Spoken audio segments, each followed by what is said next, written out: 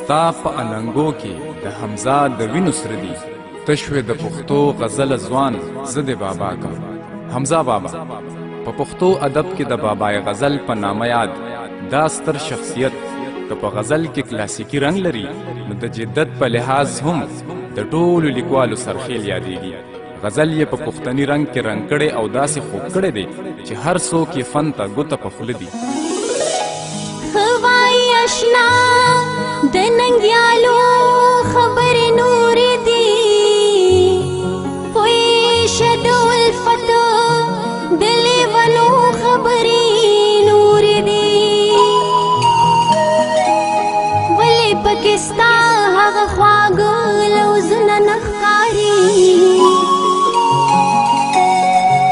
نن خو دې د سترګو پښتنو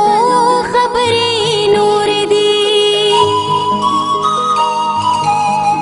ګوره حمزه لپه خوله چې نشي د رقیب سره تا ته دې ښکاره چې د سړو خبرې نورې دي.